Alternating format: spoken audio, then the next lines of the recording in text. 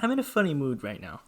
I usually record these around 2 p.m., and right now it's 1 a.m. So I'm a little tired, a little. I'm getting ready to go to sleep. So let's do something a little fun. Let's do a little story time.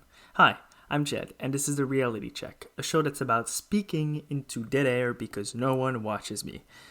Don't feel bad though. I've been in that same exact scenario before. I remember it was in 2018. I was but a wee lad, a tiny little man, and it was summer, so I didn't have school, and I didn't have a job at the time because I'm lazy. So I decided to start streaming. And honestly, if you want my humble opinion, this is the best. This is the best way I could have ever spent my time. Streaming back then, and streaming with a very small audience of about 2 to 3 people usually, was probably the funnest thing I've ever done. I remember I was playing two games. I was playing Slay the Spire, which is a card building game. It was nice. It was relaxing, And I played For Honor, which was the bulk of my streams, and this is when I got the most viewers. What's perfect about streaming For Honor is that it's a game that you can kind of do two things at once. You can play For Honor and talk to chat, and but there's always action on the screen. There's always something happening. So if nobody speaks in chat, you can just commentate on the gameplay, and you'll be fine. Unfortunately, I couldn't stream that game anymore. It's dead. For Honor is dead. But it was fun while it lasted. Yeah, I would stream For Honor, and I remember there was this one guy. It's just, I can't talk about my experience streaming without talking about him because he is my first ever fan. The Potato Seeker, as he was known back then. He's changed to Razolf, but or I don't know how to say his name, but it used to be the Potato Seeker, and I still call him Potato because we still talk. We're still friends to this day, and the way we met was he joined my stream and then started talking to me. He was so nice, always saying nice things to me, and we had this kind of joke that every time he would say something nice, I would just we called it peppering, which is, I don't know if that's what peppering actually is, but for us, peppering was the opposite of being salty. It was being nice. It was being sweet. I guess I should have called it being sweet, but come on, man. Peppering sounds cooler anyway. Not only was he my first fan, he is still to this day my biggest fan.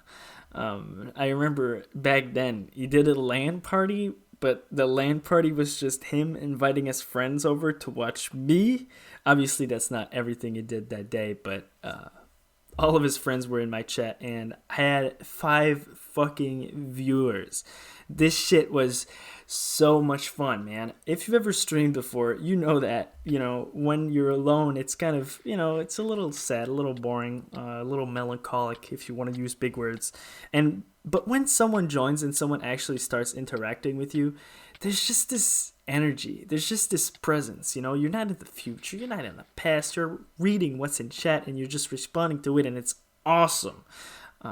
If I ever manage to make an audience on this channel, there's a 100% chance that I'm going to start streaming because I just had so much fun, talking with chat and stuff. I called my community the 7-year-old army because Potato was 7 years old, and that was the joke. Every time someone would join, we would talk, he would talk, he would say something in chat, and then the person that would join would start talking with Potato in chat, and then at some point I just would drop the fact that Potato was 7. And everybody believed it for some reason, even though he definitely wasn't 7. But, it was like a fun fact about Potato is that he was 7. One of my friends from real life would join too, and he would give me money, $1 donations. But come on, man, it's fun. You just, if your friend streams and you have the money, you have the dependable income, send him $1. It'll just 100% make his day. He probably has TTS on, and just just spam a bunch of W's. But yeah, he would give me money, and since I didn't have a job at the time, I was technically a professional streamer. I was making money out of this shit. I think total I probably made like $5 or like $10 or something like that. Thanks to him, by the way. It was just my friend giving me money. I don't want to drop his name because I don't want to drop his name, but you know who you are. I don't think you watch this channel, but you know who you are.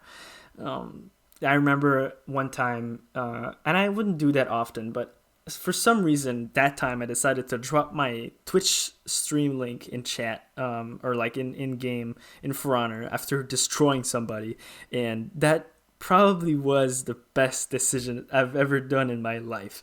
It was so much fun because the guy later joined and he was so mad at me. He stayed in chat for 6 hours. Because I would stream the entire day. Sometimes I would stream 8 to 10 hours. I don't know how I did it, but I would just like hang out and just have a blast. And Mox, that's his username, he joined and started, steering some shit, steering the pot and trying to, he was trying to make me ban him. And that was the funnest stuff. I remember he would just like insult me for a while, and then we wouldn't hear from him in like 30-45 minutes. And then Potato or like somebody else would ask if he was still in chat, and I would go like, yeah, he's still in chat. He's probably writing a message right now, and then the message would roll in. It was just like some other hate stuff. He was just saying how bad I was at the game or something like that.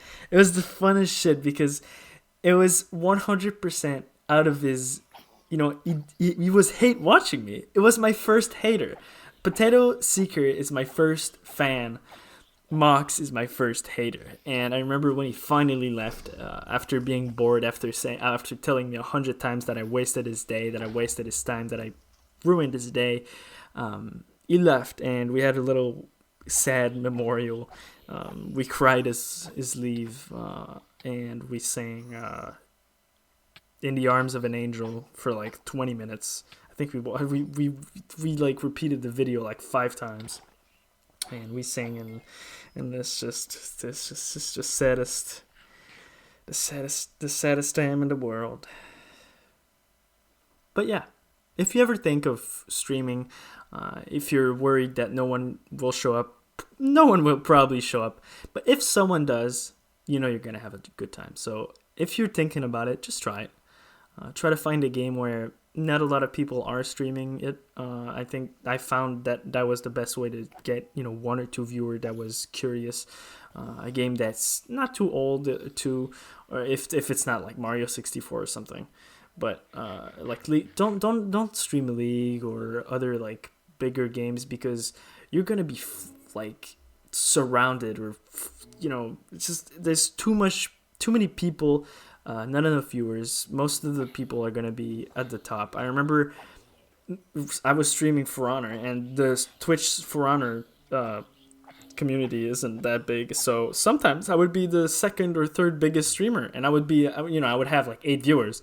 But it was awesome. I remember checking from time to time, or like someone in chat would tell me like, "Hey man, you're the third biggest channel right now streaming For Honor," and that was just awesome.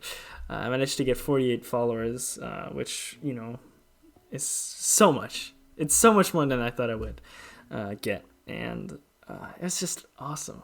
So if you're ever thinking about, making someone's day, go into a small streamers chat and just talk to them. And if you've ever thought of streaming before, just try it. You might find that it's probably the best way to spend your time. And if you have friends, don't hesitate to ask them to join or, tell them that you're streaming, because if they are good friends, they'll join and they'll make sure that you're going to have a good time. I found that like my friends would join and have fun with me and spend time with me and actually, talking about what was going on stream and asking me questions and stuff. And that's just fun. So yeah, I need to find an intro again. I guess this could be my intro.